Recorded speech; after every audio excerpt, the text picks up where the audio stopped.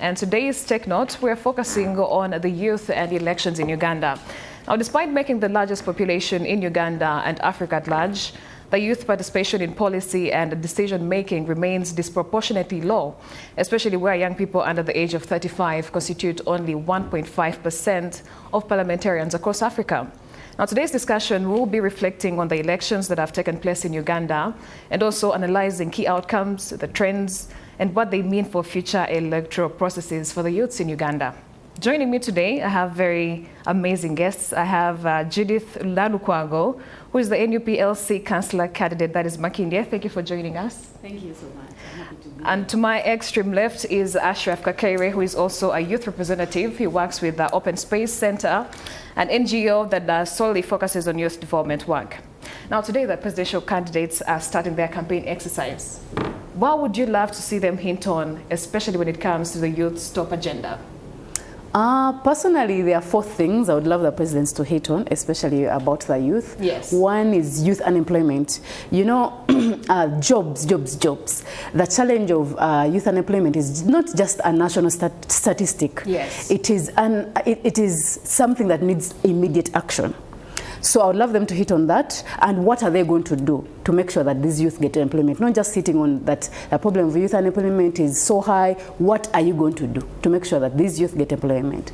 Then the next thing I would love to see is education. Yes. You see, our population, 45% of our population is below the age of 14. So as these people are transitioning into becoming youth at the age of 18, how are you preparing them to become important citizens in the country? Yes. So with the revision of the new curriculum in O-level, what are we doing for A-level? Because apparently at the moment, A-level doesn't have a curriculum. Yes. Yes. So the other thing I would love them to hit on is health, because if you're having a young population, 78% below the age of 35 of our population, how are you making sure that these people keep healthy? How are you making, because a health population is what will develop the nation. When you look at human resource capital and all that. Yes. So you as a presidential candidate, how are you going to make sure that the health sector is well prepared to handle the population that is going to go to 104 million Ugandans by the year 2060? Then last but not the least, governance and policy. You know, very many youth have been left out on the center table in terms of decision making, in terms of governance. So I want to see the presidential candidates. First of all, we are going to look at how have they given tickets in their parties, because it's very important. Have they included young people in their parties? That is the first question. But also moving forward, what's their agenda in making sure these young people are appointed to cabinet, these young people are involved in all processes of governance? Because if you do not bring these youth at the table, they will break the table. So you have to make sure you bring them onto the table. You have to make sure they're involved in all processes of policy making, because it affects them most, the majority of the population. Those are my 4 things I would love to see the presidential candidates hit on. Okay, Ashraf Kakaire, as an advocate for youth development and the work to do with the youths, what do you hope the presidential candidates speak on today? Thank you so much for the opportunity. I think we are without reputation from my sister, whatever she has tried to highlight part of what we did under the National Youth Manifesto, which was launched last month, and it speaks to youth aspirations and demands, critical voices of young people being amplified even beyond the elections. That's 2021 and beyond. So given the demands that young people think, with an inclusive and the well-designed approach of ensuring that there is interventions that government must work on, ensuring that young people's unemployment is worked on, but also focusing on skills advancement and trainings. She also mentioned about something like about education, and we think we need to be very deliberate as a country, and to all those candidates that want to take office in the next, election period, to ensure that we design an all-inclusive education system, and a system that will enable people, not only those in informal education, but even those that are in informal. Yes. Because we need to build a very strong movement of young people that can, employable first of all, that have skills to do what it takes to develop a country. So we think any president that wants to take our votes at the end of the day must focus on aspirations and voices of young people. And we have that policy document of the Youth Manifesto. She talked about governance, which is very key. We are talking about climate action, which is very key. We think we also need to tap into the green jobs, which is also very important. But also importantly is that president must ensure that we focus and we need to shift from physical infrastructure to digital infrastructure. The advancement of technology in this age and era is very key. So any person that needs to take a vote at the end of the day must or should ensure that he speaks to that. Speaking of manifestos, the NRM manifesto addresses some youth challenges, and actually I think it was the State Minister of Investment, Evelyn Anite, who mentioned that the parish development model was one of their biggest achievements in trying to create jobs and wealth for the youths. Do you think it has been effective? And if not, what should be done to address the majority of Uganda's population divide in that regard? I think to a certain I think to a certain extent, the programming like the PDM has been effective. But what is missing is we need to do an wholesome and kind of appraisal to see where it has worked and where it has not worked. We have also realized that very many young people picked on the money and didn't know what to do. So we need, as a government, to have a system that can prepare young people not just to receive the monies, to receive the equipment, but to be in position to use, you know, the equipment. That's why we talked about the skills advancement. That must be an approach that ensures that they prepare young people, not just to be at the receiving side, but also to be at the table when, you know, all these innovations are being, you know, developed, so they are part and parcel of the entire approach. Then by so doing, it helps us to be in position to get to know and assess whether it has worked or not. But also, most importantly, I think government must also focus on ensuring that, because behavior change is not a one-day thing, it's gradual. So we must focus on ensuring that we follow up continuously to get the case studies. Where has it worked, where has not, and where are the gaps? Because we do not just want to wake up and start spending money, taxpayers' money anyhowly. We need to be in position to follow it up and see and assess where it has worked, what are the success stories, how can we build on them, where it has failed, what was the problem, what were the gaps, other than just leaving young people to receive money, then use it the way they want. From an NUP standpoint of view, how do you think NRM can actually bridge the gaps that come with youth and addressing their challenges? The challenges with NRM are actually about governance, corruption, and the likes of. The problem is the leadership within the NRM, because let me first talk about the parish development model. Of course, you're giving 30% of the money that comes to the parish to the youth. But like he said, how are you preparing these youth to use the money you've given them? Parish development model has worked in other countries like Singapore. Singapore was in poverty and they introduced parish development model. Actually, it's one of the models that elevated them from poverty to middle income status. Yes. But the implementation they use is quite different from Uganda. The Uganda's model of implementation is prone to corruption, and that is what we are seeing at the moment. But the model Singapore used is, we are not going to give you cash. Because when we give you cash, you're looking at these young people between the age of 18 and 30. Many of them have not discovered even where they want to stay at the moment. So you collect them into a group of 10. After like 2-3 months, one has disappeared, they've gone to Mubende. Another one has gone out of the country. So how do you expect those young people to account for the money? Yes, they have also diverted into other sectors. What Singapore did, and also what Tanzania is doing right now, especially in the agricultural sector, they decided, okay, people in Masaka, you love growing coffee. What we are going to do is we are going to bring you tractors. That is what we are going to supply to you. You're going to use these tractors for free of charge as a way of developing the different parishes in Masaka. 2, we are going to supply you with seedlings of coffee free of charge. We are not going to give you cash. 3, we are going to give you fertilizers that you're going to use. So these people do not get cash, but they get all these other ingredients and equipment that are necessary for example, for development of agriculture. When we go to ICT, okay, we want to develop ICT in the country.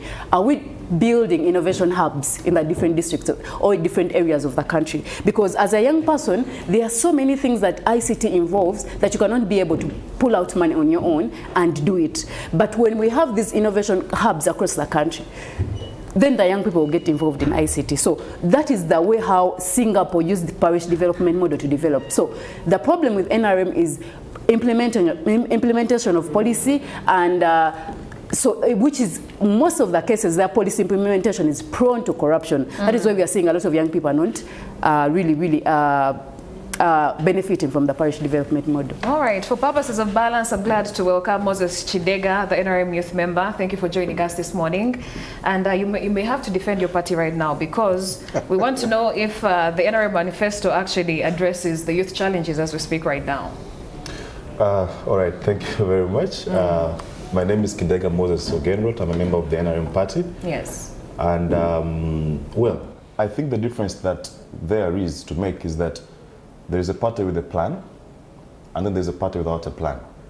And no wonder when I came in, I found you discussing a plan of the NRM. Yes. It means that the other alternatives have not given Ugandans a plan to even discuss or talk about, not to later on find the loopholes in those plans.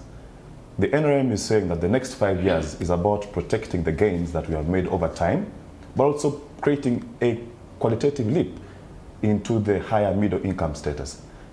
Protecting the gains means that the things that the NRM has done over the past, in terms of education, in terms of infrastructure, in terms of healthcare, in terms of socio-economic transformation, deserve to be protected.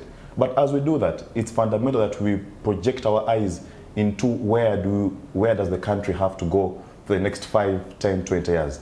And that's why the fundamental focus of the NRM for the next 5 years will be on taking Ugandans into the higher middle income status. I found my good friend Judith talking about the parish development model. Yes. The idea behind the PDM is about access to credit, all right?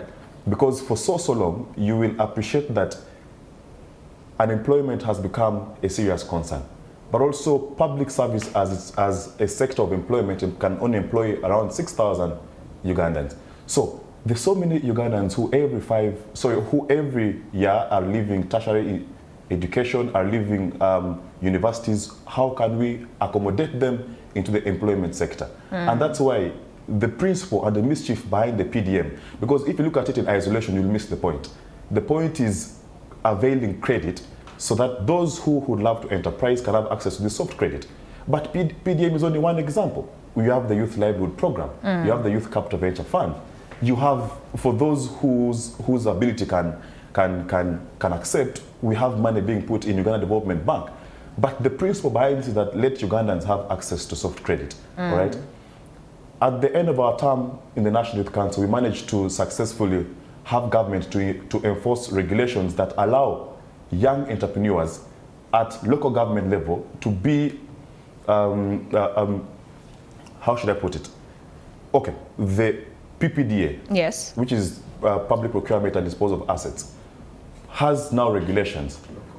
Yes, that if there are local contacts at local government level below 10 million Uganda shillings, that contract should be reserved for a young business. At central government level, it is at 100 million. All these are regulations and laws meant to have as many young people participate in the money economy and be part of wealth production. Because eventually, it will be the ultimate pride of the NRM to see Ugandans economically empowered, because once we achieve that, then it means the other things can then fall in place. But the principal argument here is that we have the NRM has laid the base, and I think now, more than ever, we are ready to take off and take Ugandans into the middle income status. I like that you mentioned about the different projects the NRM is trying to front, especially for the youths. But the youths are also now disengaged from all these political processes. Even the money-making ventures you're talking about, not many of them are able to actually access them. Do you think there are some key consequences that could arise from a political system not being able to reflect the needs and aspirations of its largest demographic, like the youths? Do you think there are consequences? Because I don't think the right number of youths is being represented. Okay, first and foremost, Uganda's political system is the most accommodative to the young people. Look at it from the legal perspective. Article 33 of our Constitution provides for affirmative action. True. That there should be affirmative action for groups that were marginalized historically. And that affirmative action has been demonstrated in so many ways.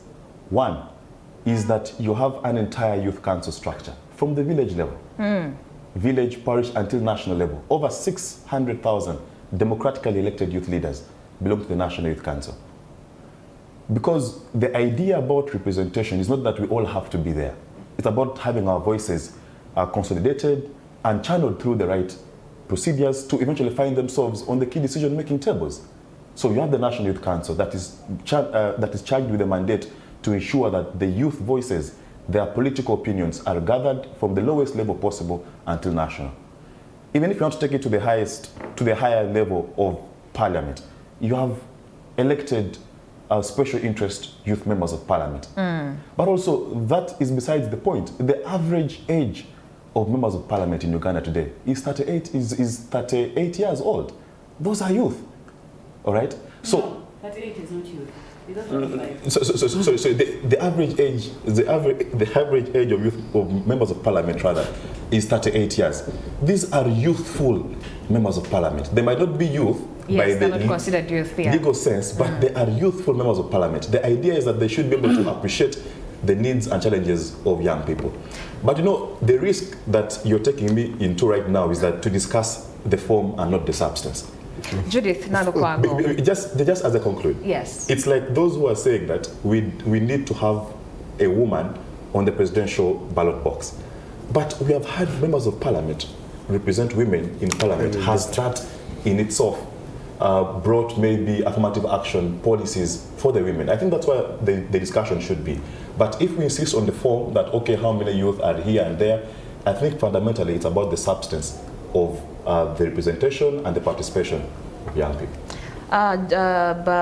Nalukwago, do you think as the youth you actually have the influence on key decisions that directly affect your lives? Like you talked about it, because you said we might be a few representatives, but everybody is being ably represented. Do you think as the youth you have voices that speak directly to the things that affect your lives?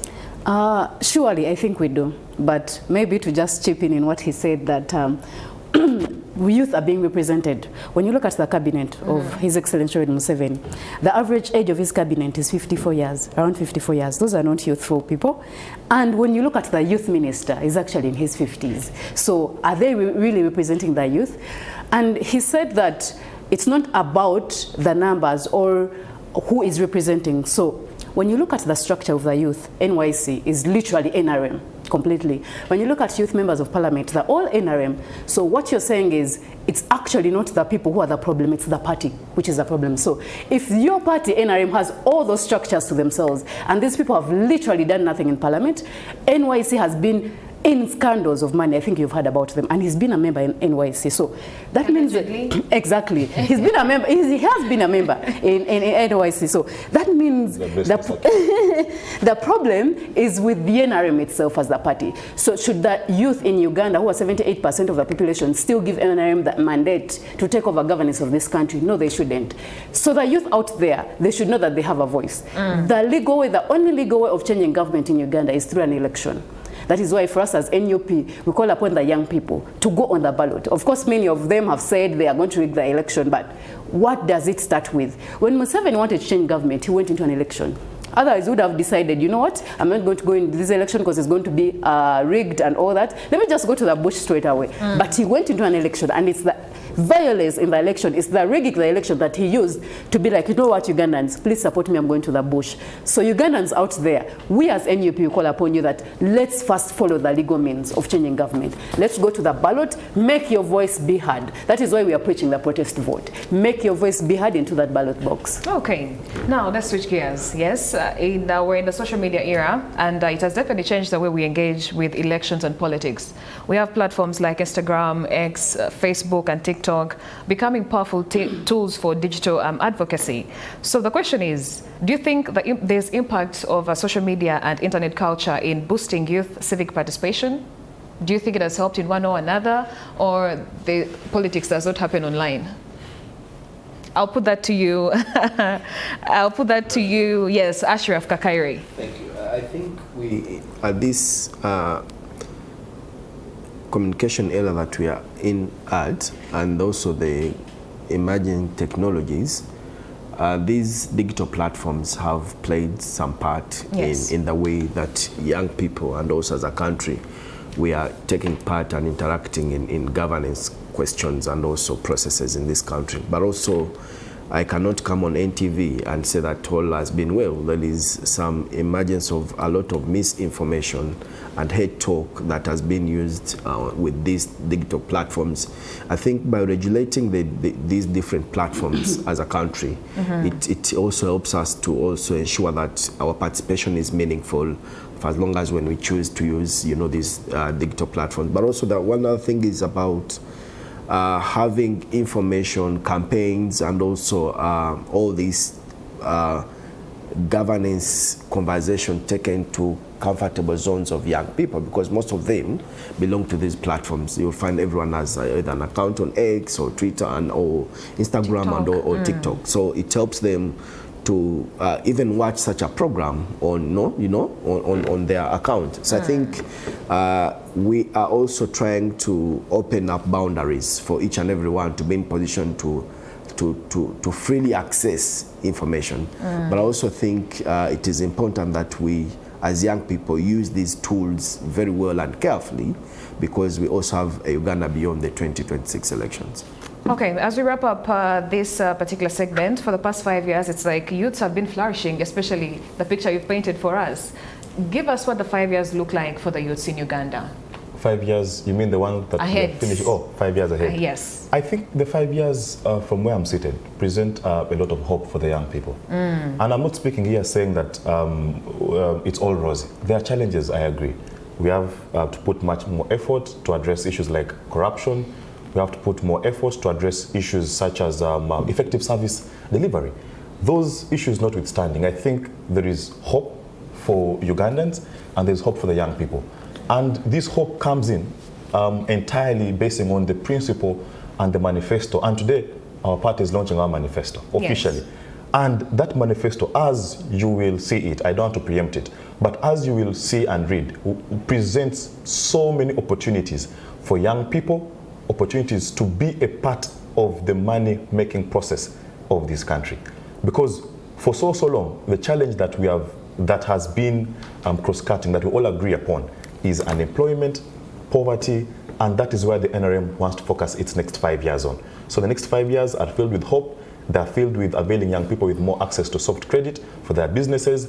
They are filled with better tax policies that will ensure that our economy is more inward-looking than outward-looking, so that we can have the big entrepreneurs like Mukwano have access to more credit from Uganda Development Bank, and in doing so, they can invest in their businesses and therefore expand and create more job opportunities. So the next 5 years is about investing more in the economy. And the sectors that our president has always talked about are four. One, commercialized agriculture. But on that, we are now saying that the commercialized agriculture must be market-driven. That it is not enough to say, let us go into commercialized agriculture. We should have effective research to ascertain what the market looks like, so that the party can then guide Ugandans that in the next 5 years, coffee will be this and this price. Because now, with the high degradation of Amazon forest, Brazil and those other countries that used to be big on coffee can no longer sustain the coffee production. All right. So it means that with this kind of market survey, government should be able to guide Ugandans that commercial agriculture should be market driven, and that I believe the NM government intends to do. In terms of the second aspect is ICT, the third is services, and the fourth is manufacturing. We believe that if government invests sufficient resources in these four sectors, I can assure you the next 5 years will be, I don't know, but it will be marvelous. Something amazing. Yeah. Okay, glad to be sitting down with the brilliant minds of Moses Kidega, the NRM youth member, and Judith Nalukwago, who represents the NUP, that is the LC5 councillor candidate Makindye, and also Ashraf Kakaire, the youth representing Open Space Center, an NGO that solely focuses on youth development work. I beg your pardon. Morning at NTV takes a very short break. We return with this conversation. Do stay with us. That is on youth and elections here in Uganda. I'm still sitting down with Moses Kidega, the NRM youth member, Judith Nalukwago, the NUP LC5 councilor candidate for Makindye, and also Ashraf Kakaire, the youth representative for Open Space Center, an NGO that solely focuses on youth development work. Now, moving on, political parties seem to be in preparation for the 2026 general elections. And also today's Daily Monitor did highlight how they were decrying a 90-day campaign period, saying it is very little. Do you think it is the issue of laxity of parties, or do you think maybe the EC is not communicating timely? Thank you so much for that question. I think by lack of better words, the organization of political parties are not being so much serious.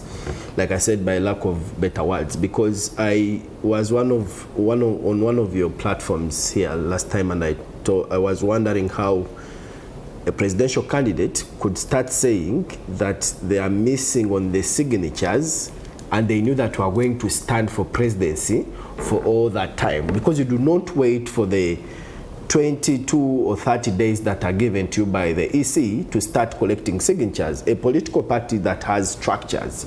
So for me, I think the political parties organizations are not doing enough. I'm sorry to mention. I want to apologize to Kidega and my sister, those that came here representing political parties.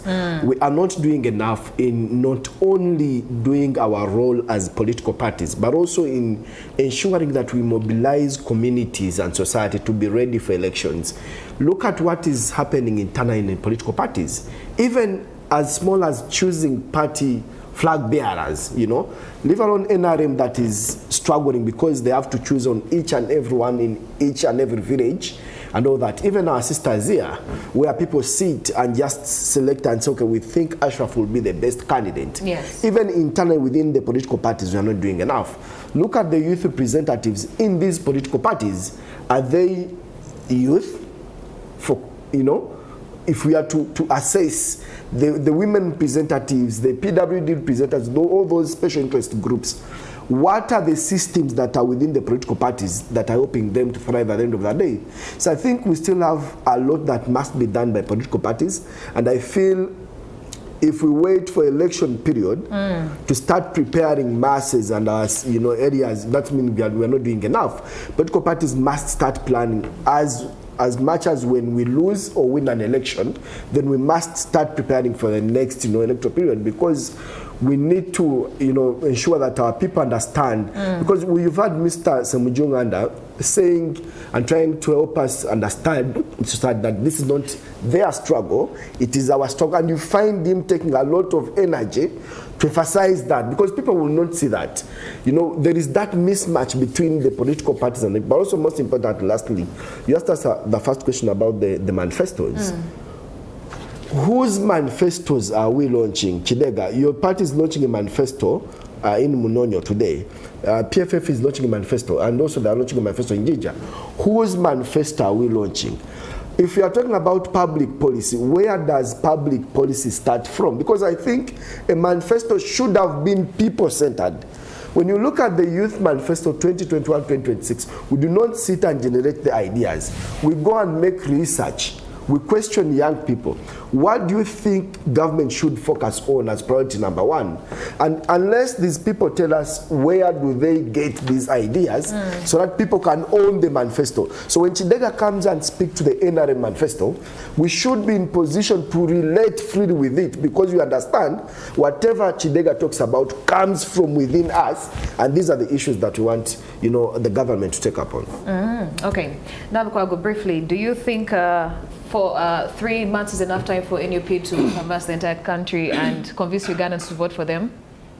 First of all, before I answer the question, I'd love to thank Honorable Semujunganda for continuing to promote the brand of NUP, the overall, because as NUP we set the agenda and others follow. We've seen PFF, we've seen the other guys of that tree have made green overalls, we've seen NRM, they have made yellow ones. So we as NUP are very happy that we've set a brand and others are continuing to promote it and follow in suit. Anyway, moving forward, yes, what people forget that a political party is not only about an election. I think Ashraf has also mentioned some of the things a political party does. And so all the 5 years are not entirely based on an election. An election is one of the activities that a political party does to change power, of course. Yes. But in the 5 years, there are so many things a political party does, inclusive of which grooming its leaders because they want to take on power in different positions of LC1, LC5, LC3, and all that. Yes. So you have to take time to groom these leaders to make them better. I am here, must set a testament of NUP. They have put their energy and money into me to become a better leader than who I am. So that is one of the agendas of a political party. Number 2 is making sure to do the manifesto. The manifesto is not done today. It is done in a period of 5 years. And that is why political parties have countrywide tours. You saw NUP started its countrywide tours, I think 2 years ago, and we were stopped. We did for like only 4 districts, and we were stopped. So a manifesto is generated over a period of 5 years through engaging these local structures, the local government, the parliamentary the members of parliament. We engage the different sectors, education. You engage all of them so that you develop a manifesto. Otherwise, if you don't, you're going to make a manifesto that is detached from the realities of the people on the ground. And I'm sure today, as we launch our manifesto, many Ugandans are going to see themselves represented in that manifesto because we understood their challenges, we listened to what they think should be the solution, and we mixed with what we think we as the leaders, what should be the solution, and we made a manifesto. Moving forward, you've seen 90 days wouldn't be a problem, yes, by the way. But if the NRM is curtailing the freedoms of other political parties, 90 days cannot be enough. I have told you we started a countrywide tour, and we only did it for 4 districts. The NRM stopped us using the army and the police. We have tried to do town hall meetings. We did one in Bale, we did one in northern Uganda, but it was also stopped. We have seen even the activities we try to do at our political parties' headquarters. You see how they curtail them, we are beaten. I really do not understand what the NRM is about. Yes. You've seen even opening our party headquarters, we literally have to do it clandestine because if we announce, that would not happen. So that is where actually the problem is. It's not in the 90 days. 90 days are good. They are enough. But what happens in this period of 5 years? Because like we said, an election is not prepared for in these 90 days. It's prepared for immediately. An election is cast, for example, on 13th, is it 13th January of next year? The election for the next 2031 starts there and then. So the activities start on that day of January, but when the NRM stops other parties from doing its activities, of course, definitely 90 days will not be enough. Not be enough in that regard. And I'm glad you hinted on the issue of security interfering with the exercise. And I'm going to put this question to you, Moses Kidega, as the NRM youth member. For quite a long time, we've seen the opposition blaming the Electoral Commission for not exercising their mandates well enough and also fairly in the electoral process situation. She mentioned the army and the police being involved in activities that relates to the NUP, and I want to know from you, how do security agencies get involved? Is the EC not independent enough to handle these elections on their own? Thank you. Firstly, I don't speak for security organs in this country, but I'll just give my 2 cents on the matter. I think that President Museveni and the NRM is going to secure overwhelming victory in this election. Our target is 80%, and we think we are going to achieve that 80% of Ugandans voluntarily coming out to democratically elect President Museveni and the NRM. Why? Because if you look at the alternative options to Ugandans, yes, they have no plan, they have no agenda.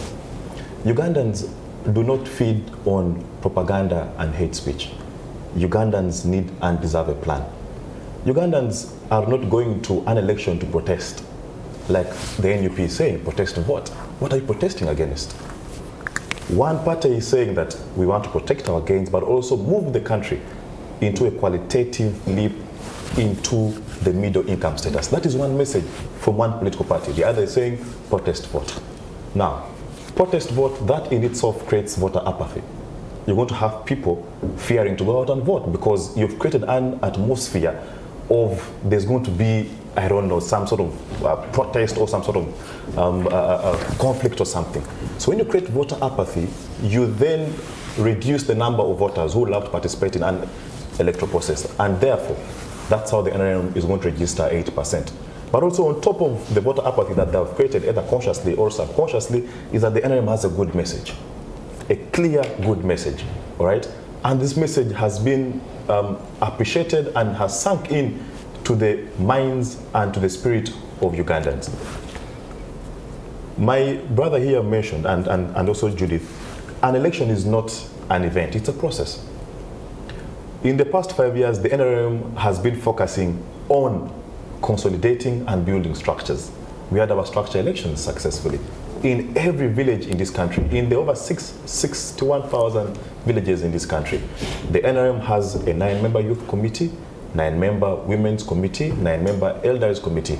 Do the math. When you do the math, you will appreciate the mass membership of the NRM. And these are leaders who are charged with the mandate of mobilizing members of their communities. So if you have a party with 45,000 democratically elected leaders who have influence, if these leaders go out and their duty is to mobilize only 10, we are looking at what?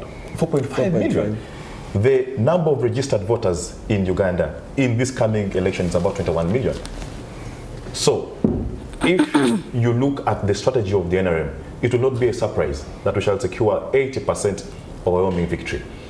The time period that the Electoral Commission gives, in my view, should be sufficient for a serious political party. Because, like I said, a political process is a process, not an event. You should have premeditated these events. You should have thought about how you're going to gather the signatures. You should have, I mean, the process of you coming up until you elect a presidential candidate should have informed your manifesto, should have informed what you want to do for Ugandans out there. So I think the political parties who find themselves not ready have simply been using their time ineffectively.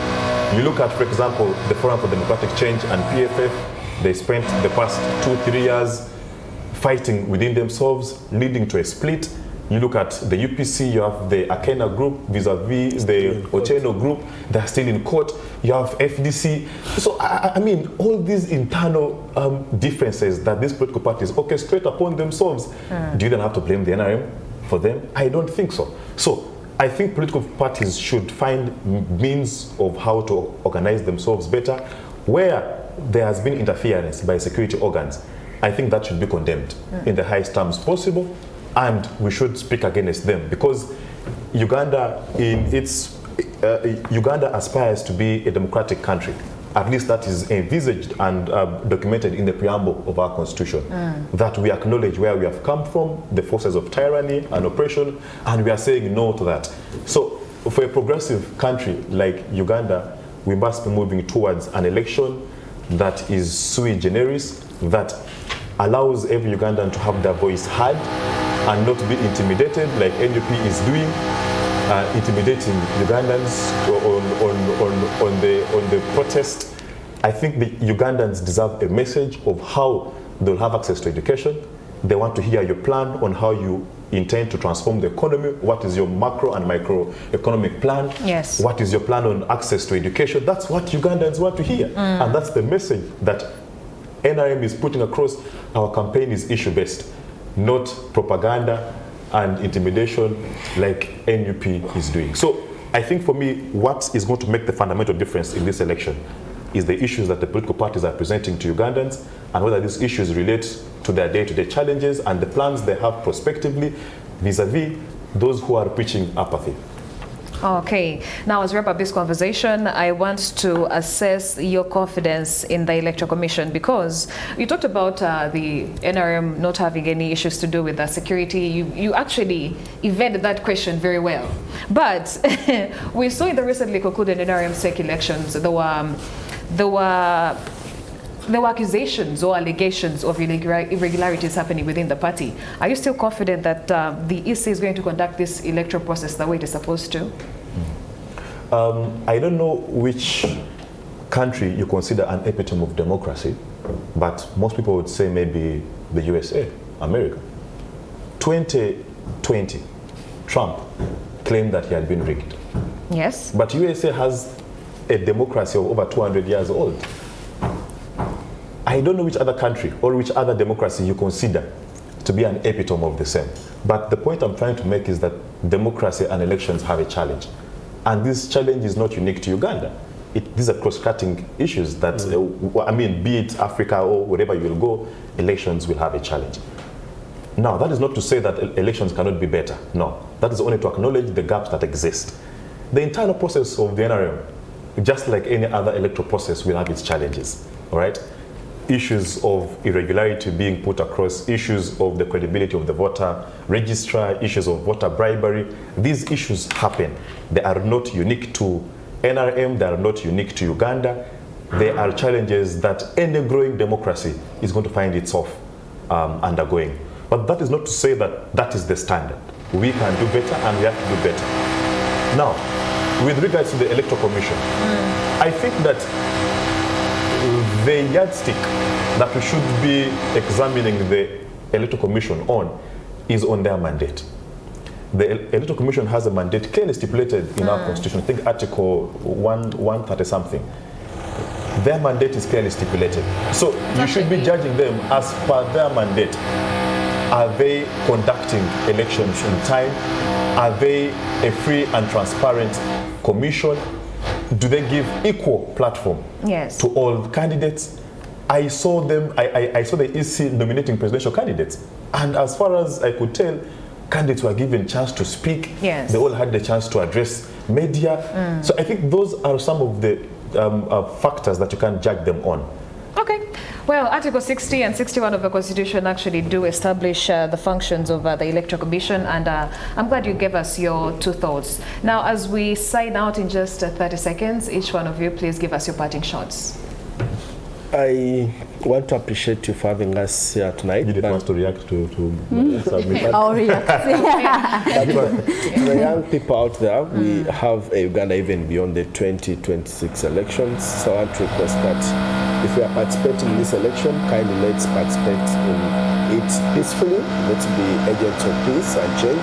But also reminding to those political parties that are contesting in this election. In the election, there is those that win and those that will lose. And what is most important is for us to be in position to manage how we shall behave when we lose an election.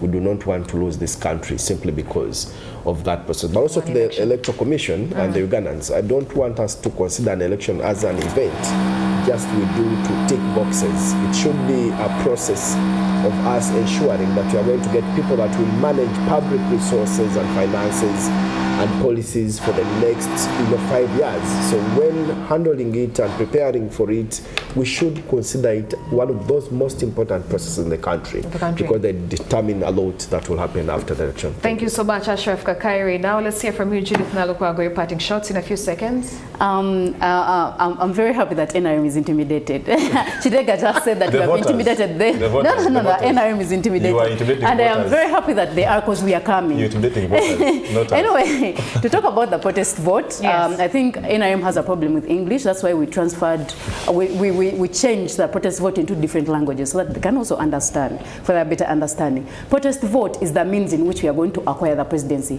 But we have our manifesto, we have our agenda, which is a new Uganda, which includes youth employment, better education, better access to education and quality care, health care, good governance. There are so many things. Today you're going to hear our manifesto. And trust me, when you hear our manifesto today, you're going to come back to studio tomorrow to explain, because the things are marvelous and good. But anyway, moving forward, Ugandans, please be there, participate in the election. It is your mandate to change government when they are not working for you, and they haven't worked for us for a period of 40 years. You know, NRM, if you gave them the Sahara Desert, within a period of 5 years, there would be no sand in that desert. So for us as NUP, we are coming to give you the best. So be there, participate in the election, and vote for us to be the leaders of this country. Thank you so much. In 10 seconds, Moses Kidega, your parting shots. All right. My parting shots in 10 seconds is that the NRM party and President Museveni have demonstrated without reasonable doubt that we are the best. Our track record as a party, and we have now chosen our number 9, our striker, to lead us, our captain to lead us in this football match. We are very confident that we present the best candidate, and best because the track record is very clear. What our party and what our leader has done speaks for itself. We call upon most of the young people out there who are constituting more than 65% of this electoral voter register. Don't be intimidated by the opposition telling you that you should protest this election. Go out and make your voice heard. Settle for the best, settle for President Museveni, settle for the NRM party. Thank you. There you've heard it. We've been having a techno discussion on the youth and elections in Uganda. And I've been talking to Moses Kidega, the NRM youth member, Judith Nalukwago, the NUP LC5 councilor candidate for Makindye, and also Ashraf Kakaire, the youth representative from Open Space Center, an NGO that focuses on youth development work.